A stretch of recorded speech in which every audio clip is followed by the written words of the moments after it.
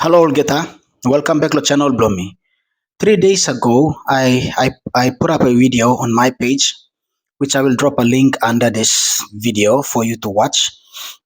Um, so I talked about lazy youth could derail Papua New Guinea's future. Lazy youths that are not doing anything might um, derail the future of Papua New Guinea.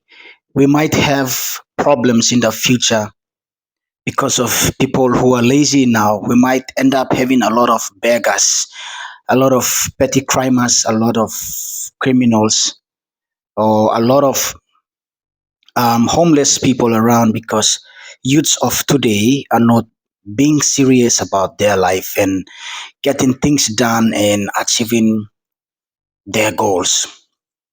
So, if you're interested to know more about that video, the link is below this video. And also, please subscribe to this channel and follow for more videos in relation to the issues pertaining our country in the youth community and district level of our beautiful nation. So let's get back to our discussion.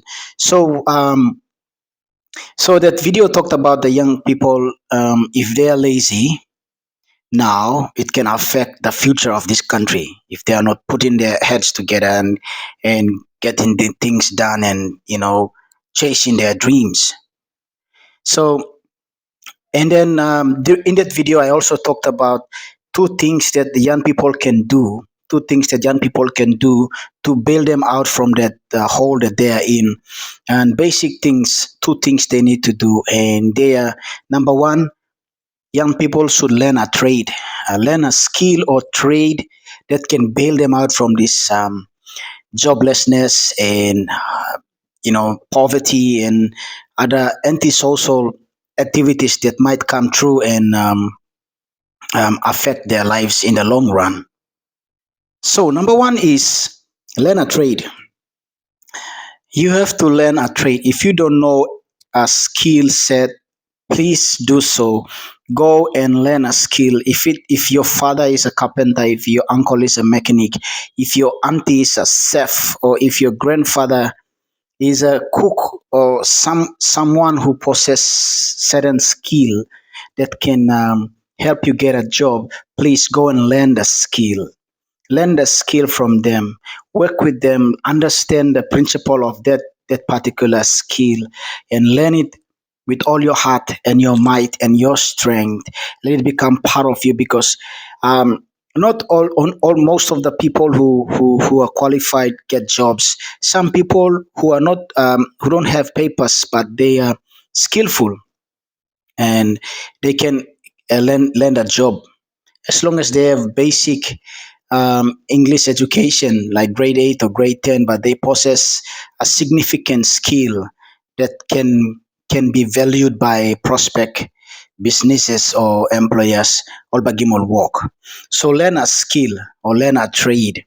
Now at this point in time, we are so privileged in this country because the government has announced free education all the way to 12, free education all the way to 12, and they are even subsidizing for TAFE institution, TVET programs are there, tertiary institutions. Their government is doing a lot to support our young people.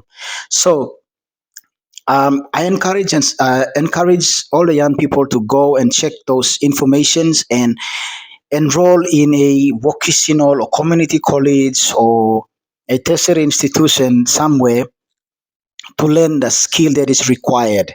If you want to be, an accountant, if you want to be a carpenter, a mechanic, a chef, if you want to be anybody you desire to be, any profession, you can go and look it up, learn the skill, uh, and then that will pave your way.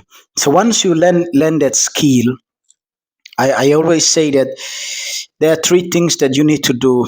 I've identified three things that a freshman from the vocational college or from the tertiary institution graduate that can help them pave way for prospect employment. And these three things I'd like to share with you. It worked with a lot of young people, and I've witnessed countless young people applying these three ways, and it helped them get a job after college or after graduating from the TVET or the university.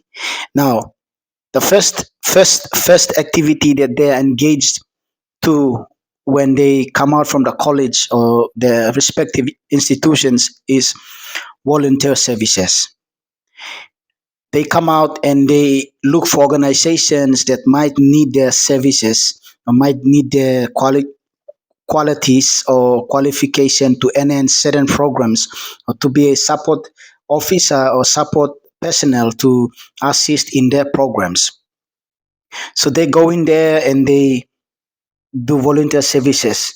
They work as a normal person, but on a volunteer basis, at the duration of 3 months to 6 months, some even 12 to 18 months.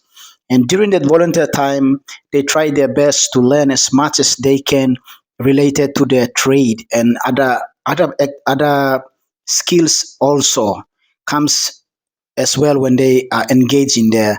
So when they do that, the organizations that they're working with will give them reference or certificate of appreciation for their time and effort with the organization. And what usually happen is they also provide recommendations to other organizations and companies, or they can make referrals to their sister organization or companies about that particular young person, so he or she may end up get a permanent job in that organization. um, so when you do that, it enhances your skill set and it sharpen your edge to be a better at your trade, to be better at your trade. Now the next one is OJT, on job training. After graduating, you have to go through on job training. Now there are other institutions that are very helpful. They have it in the curriculum or in the programs that they need to apply on job training OJT in certain semesters while studying at the university or the institutions.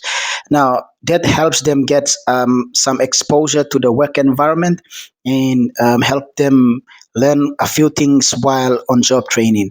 On job training, you will meet people, you will meet companies, you will make friends, and then that's where your networking and communication starts and conversation starts to, it brings you to new opportunities. So OJT, on job training, is one of the important thing that you as a freshman or fresh graduate young people after learning a trade needs to get into. Number three, which I see often work, is side hustle.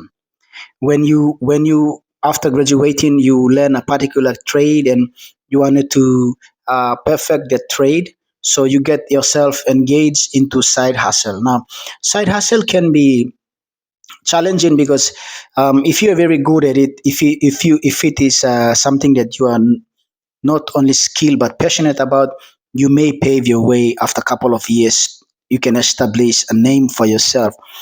But I want to mention side hustle in a sense or in a way that um, you get to engage yourself with other professionals, maybe your superior or your teacher or someone in that same trade who is doing some work, side hustle jobs out there. You get along with them and you tag along and you learn from them when they're doing side hustling stuff. For instance, um, an electrical person, a trade electrical licensed electrician, whom you know, and you just a freshman graduating from the college, and he's your buddy or you know him. You can tag along with him and help him with his side hustle. Whatever job he's doing, just go and learn and get experience from him, and through that, it will help you pave your way to get a permanent employment. So these three things under the category of learn a trade is very, very important. Now, just to recap, number one, right after graduating, right after finishing your tertiary or TVET vocational training, what you need to do is engage in volunteer services. Engage in voluntary services not for a period longer than 18 months. You can go for 3 to 6 months or 12 months. It's very important because volunteer services, there are no restrictions, there are no specifications, so you can volunteer for your specific skills, but then you can do other things as well, so you learn a lot during the time. OJT, you get engaged with a company right after your graduation or in the course of your study during certain semesters. It's very important, don't skip OJT. And then the third one, engage in side hustle. When you engage in side hustle with your fellow friends who have a gig going on, you learn a lot from them as well as earning some side money, and that will motivate you to pursue your trade further and eventually land a permanent job. So this is very important. So number one, learn a trade. Until the next video, we will talk about harnessing your passion.